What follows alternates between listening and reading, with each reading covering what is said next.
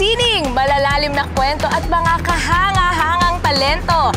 Yan at kung ano-ano pa ang madidiscover natin ngayon dito sa #Main Goals. At syempre tuloy-tuloy pa rin ang pag-check off natin sa listahan ng ating mga #Life Goals. Pero this week, magpapaka-artsy muna tayo. Marami-rami tayong iba't ibang bagay na itatry, iba't ibang forms of arts mula sa painting to pottery. Itatry natin yan at maghahanap din tayo ng mga Instagrammable na lugar, bagay at pati pagkain. Sigurado ako magiging bongga ang Instagram feed ninyo at social media feed kapag ito ang mga in-upload ninyo. Besties? Besties! Hello! Ano ba? Ba't ba kayo nandyan? Kasi nag-experience ka pa ang init-init. Ano Kaya nga, kapasilong lang kami dito. Grabe, samahin niyo na ako dito. Tara na! Let's go, Chami! Nandito na pala ang aking mga besties. Nakakaloka. Silong na silong! Ano na mga besties? Ang galing ng spirits mo. Pero kasi mga besties, nandito tayo ngayon sa Angono, Rizal, dubbed as the art capital of the Philippines. Dito lang naman ang hometown ng ilan sa mga national artists tulad ni Carlos Francisco na kilala sa painting at si Lucio San Pedro na kilala sa music. Ay nako, may nabasa ako. Alam mo naman ako mapagbasa, di ba? Totoo yan. Thousands of artists ang nandito sa Angono. Wow! Totoo, kasama din ang painters. Di ba? Yung gumagawa ng craft. Mga musikero. At syempre, gusto ko yung mga artista. Yeah! Kaya naman bagay itong tawaging art capital of the Philippines. Correct, totoo ka dyan. At marami naman kasi ang forms of art, di ba? Kaya alam mo, marami tayong i-explore ngayon. Kaya simulan na natin. Let's go, let's go, let's go. Excited na kami. Tawid muna tayo, girl. Tara. Okay.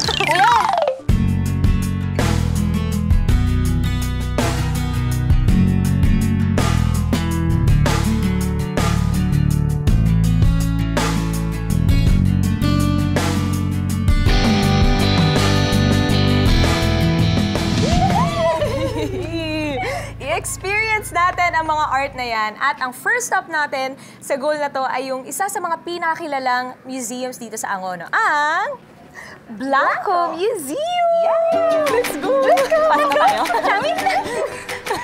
Ang saya naman! Yan! Ay, Chami! Ayan, dito makikita ang iba't ibang artworks ng Blanco family of painters.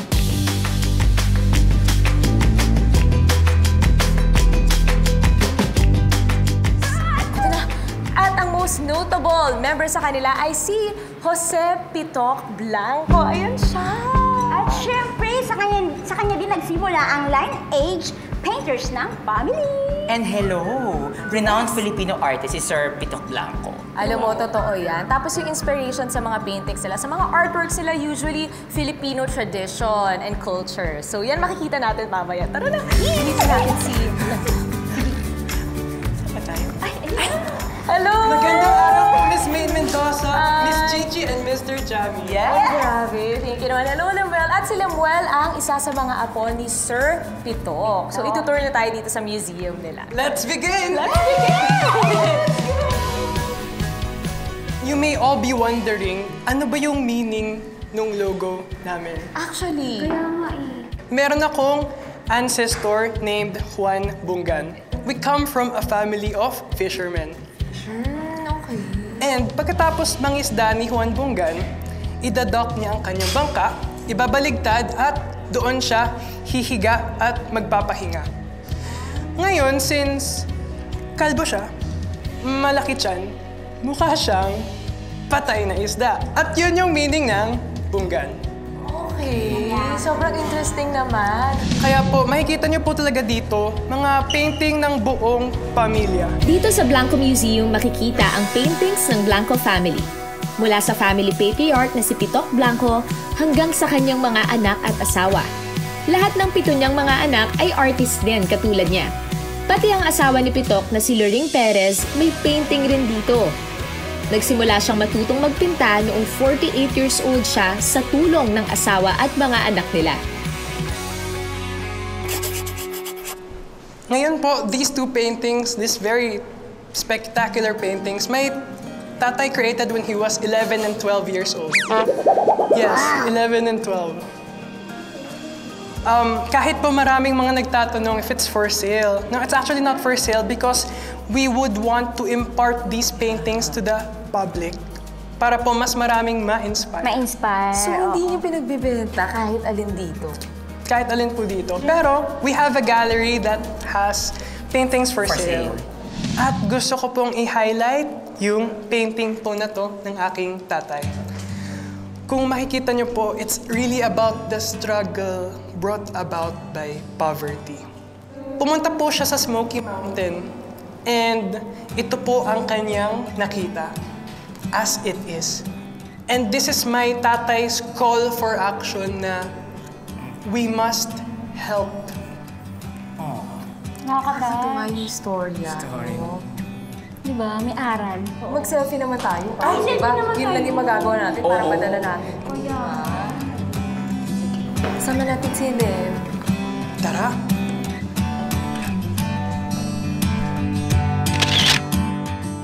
As a challenge, I want you to guess kung ilan ang mga paintings dito sa museum.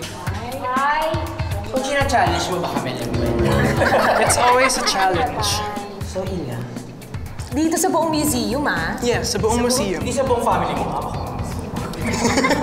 So, ilan yung nag-guess mo? Sure, may mga 600. Pwede. Pwede. Ano ka? 600. 800. 800? Hindi ko mabasa yung mukha nila. Ako din eh. Ikaw ah. Sobrang dami ba naman? At hindi lang painting, ah. Lahat ng art. Art. Iba't ibang klaseng art. 462. Bumaba. Very exact. Wow! Wait, I'm not saying that you've won. Mamaya natin yan malalaman. Wait lang, seryoso ba?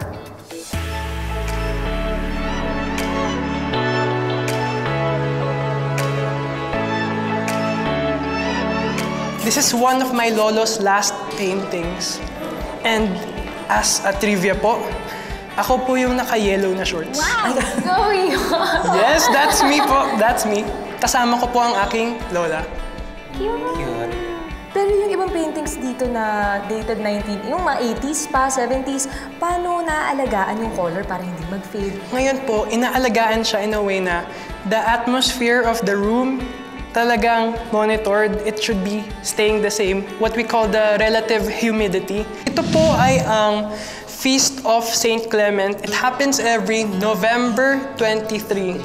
Pero, Lem, matanong ko lang. Alam mo kung gaano ka tinapos ko ng yung lolo? This took my lolo around 2 to 3 years. But that's just the actual painting of this. Yung pagpaplano, having it in his heart for probably his entire lifetime. Kasi po yung mga obrang ganyan, it's not something that you can like suddenly create. Sa painting na ito po ay Ito na ang iba. gusto ko pong ipahula po sa inyo. Try to guess how many Carabaos are here. Ayun na Ikaw naman talaga, tayo, Lem. ah. Lem, ah. Ito na naman yung mga pahula. Ikaw muna si I think mga nasa 50. 100. 100. We can... OMG, wait. Dito lang, ah, yung nasa painting na yan. Yes. Okay. 84. Very specific. Malalaman po natin yung sagot niyan mamaya. Alam mo, nakabahan ako eh. Totoo eh. Lakas makateleserye.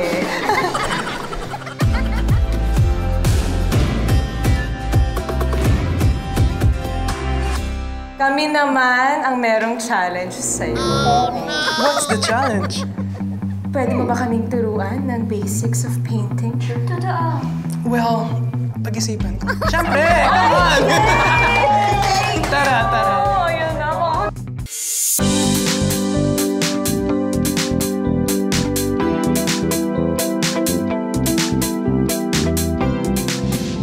Ngayon, tutulungan tayo ni Lemuel na ma-achieve ang goal natin today na makapagpinta.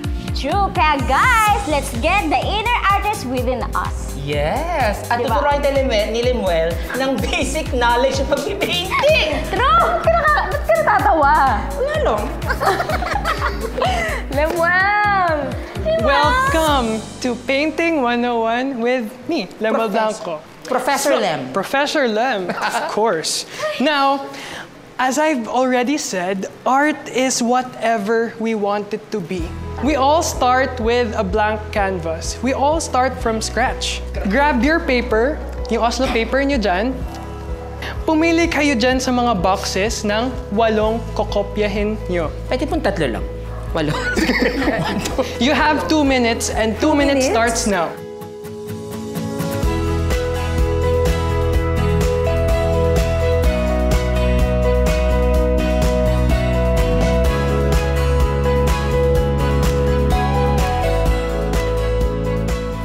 Time's up. Let's see what you've been able to copy. Iba ka nasa exam. Wait lang po, sir. Wait lang po. Ganda! Ganda! Ganda! Done! Kitang-kita. Di ba ditong side Very pass? good. So pretty. Yes. Adrian? Ngayon, sa kabilang side, i-drawing nyo yung gusto nyong i-paint mamaya.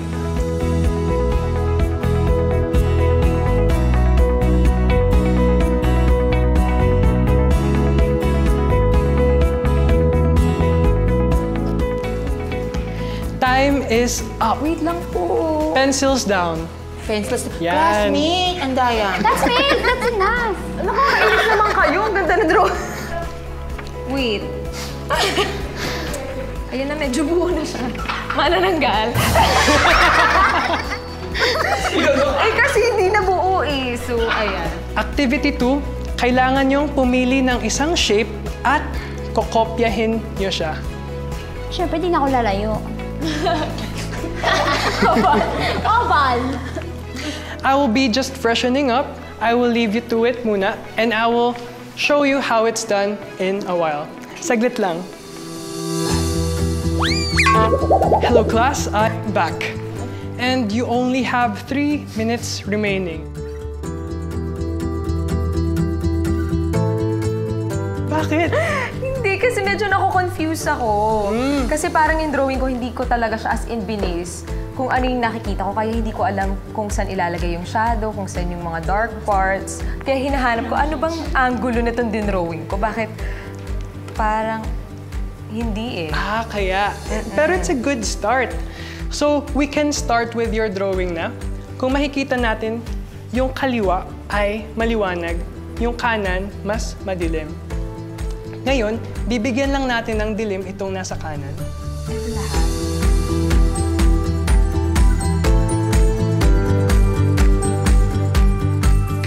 Okay. Time's up. Ngayon, you gotta show to the people yung gawa nyo. Ngayon, ang gagawin natin dyan is papracticein natin ang value. Color value in particular.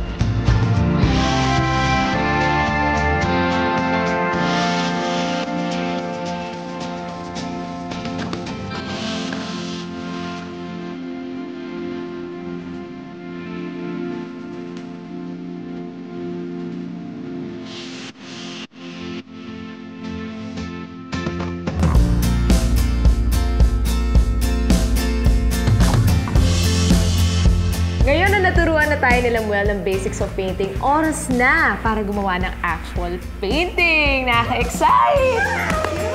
At ngayon, nandito na ang ating mga easel at canvas. Meron tayong paint, syempre, pero nasa gitna, meron rin tayong what we call retarder at medium. Ang medium, it helps the paint flow better. Ang retarder naman is para hindi siya matuyo agad. Ngayon, we have a lot of brushes. Use what you think is best para sa gagawin nyo. And meron rin tayong isang brush washer wherein may 2 lagayan para sa tubig. Now, please talk me through your ideas. Miss Maine, kayo po ba? Kami si Sir Lemuel. Okay. So, I'm planning to paint an ocean kasi nga, I love the ocean. So, Yes. feeling ko may express ko yung kung ano mang meron sa akin dun sa ipipaint ko ngayon. Yes, just put your heart to it at siguradong maganda yan. Wala, hindi po tayo sure, but we'll try our best. You may start with your pencils or diretso na with your brush. Bahala na. Sige, go. just a tip, just an advice. Make sure na you put your colors right away. And plan ahead kung ano man ang gugustuhin nyong ilagay.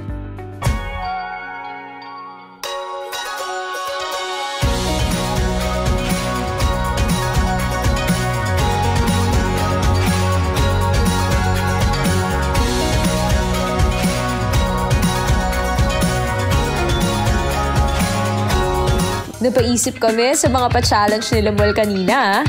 Pero ito na nga ang fun facts. Sabi ni Lem, the Blanco Family Museum has a growing collection at merong about 400 paintings lang naman dito.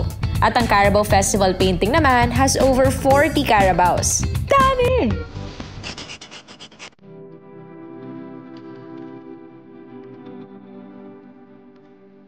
So after namin makita lahat ng paintings, di ba nakaka-pressure na kami naman yung magpipaint.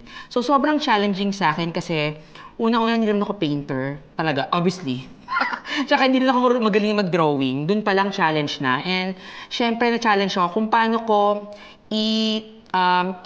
ipipaint yung nararamdaman ko. Di ba? So pero na-amaze ako na nagawa ko naman.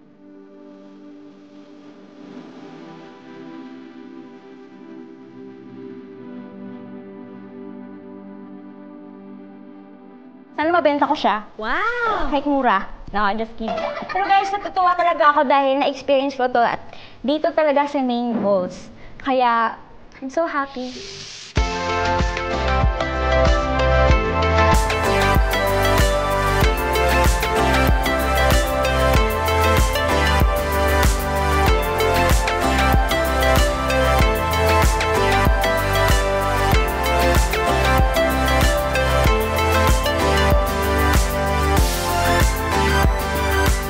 So, piliin ko is my G-clef. Piliin ko siyang red because my first love is singing. And nakikita niyo dyan yung parang kulay araw. So, full of hope. Nung nagsisimula ako kumanta, sobrang full of hope, ganun-ganon. And along the way, lumabo, parang nasira yung dream ko. Dumilim, naging blue. Pero syempre, hindi pa rin tapos yung kwento ko. At the end of the day, gusto ko ng still hope. Hope pa rin. So, parang kulay sun pa rin siya. Connected yan. Maganda. Yes, ang ganda talaga. Nalaman mo yung story, naiintindihan mo talaga yun. Hindi alam may story. Ayun siya. So guys, ito na yung pinahirapan ko talaga. Sunflower. Sunflower represent parang ako. Laging blooming. Diba? Agreed. Bakit nagdiligan? So, this is my painting. Ang ganda! Ay, ganun talaga kasi ganun. Pareho, char. First things first, I love the ocean. And ang sarap mag-watch ng sunset sa ocean. Alam mo yung parang it brings me peace. So every time na parang gulong-gulo ako sa world or sa sarili ko, parang tinatawag ako ng dagat. And kapag nanonood ako ng sunset, parang nawawala lahat ng iniisip ko. So siguro, since ginawa ko na to, kapag ganun ulit yung situation, titignan ko na lang to, tapos it will remind me of the serenity that I need and I deserve. Yes! Totoo. And I just would want to congratulate you all. You all had created so gorgeous paintings. Masterpieces! Thank you. Thank you, Lord. And considering the first time nyong mag-painting. First time. Grabe. What a milestone. Congrats. This marks the start of your art journey. Uy, sana nga. Pero thank you, Lemuel, kasi hindi naman namin ito magagawa kung hindi mo kami ginay, kung hindi mo kami tinangan. So, thank you din. Thank you. Thank you so And much. ngayon, Miss Maine, this painting is really emotional. I can see that. At ang kagandahan talaga niya, it lies with how you put together everything. Nandito yung ocean, nandito yung shore, nandito yung puno, mga ibon, yung pinaka-sun and its sunset. Andito rin ako. Oh, Ako yan eh. free as a bird. Free as a bird. Free as a bird. Totoo, free as a bird. And to really create this very magnificent paintings, especially first time, you're on the right track. Just keep on creating. Parang ito na yung calling natin. Especially you. Alam mo, nakita ko talaga dito. Parang kailangan na mag-change ng career. Ako talaga pag hawak ko pa lang ng brush, eto na yun. At ngayon, with these magnificent paintings that you've created, masasabi kong you've achieved your goal.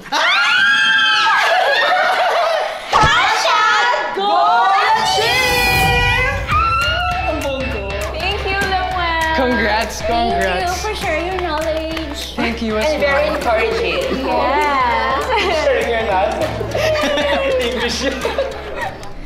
Sobrang grateful ako sa chance and opportunity kasi parang mas na-appreciate ko yung art, specifically yung painting, dahil sa tour na ginawa namin with Lemuel. Kasi di ba parang minsan kapag nakita tayo ng artwork, parang we admire it solely for its beauty. Parang hindi natin nare-realize na there's a lot more to it than what meets the eye. So, sobrang nakakatuwa na malaman yung storya kasi ang dami naming babauning mga aral at yung stories behind every painting dito sa Blanco Museum. So, I'm very grateful. And nakakatuwa din na nagawa ko to. Hindi ko in-expect na makakagawa ako ng ganito. Well, medyo decente naman siya. And first time ko din. And while doing this, I realized na it takes dedication, effort, time, and passion para makagawa ka ng isang magandang art. Hindi siya basta-basta lang, pero kahit ganun man, kahit sino sa atin, pwede tayong gumawa ng art in whatever form. And ayun, masaya talaga ako kasi kahit na hindi siya ganun kaganda or hindi siya perfect, proud ako kasi ako yung gumawa and sa akin siya galing na parang I painted something that's really close to my heart. So that's it. I'm proud of us, of the besties, and we're grateful for this opportunity. So thank you so much, Blanco family, and thank you so much, Lemuel, for having us around and for touring us around. Thank you. Malalaki, makukulay, higantes. Yan ang itatry namin bukas dito sa #Mangoes. Ano pantay yung kilay na ito? Almond kasi yung shape ng eyes. Hala, hindi siya proportion. Maliit yung mata! Ito yung iiwan natin dito sa angono. Kung kahit anong mangyari, nakatatak na din yung gawa natin. Wow! Totoo. At pwede nating balik-balikan, di ba? Ito pa makita yung regalo namin sa'yo. Wait! Sir Atoy! Gawa namin 3, tiki-tiki isa.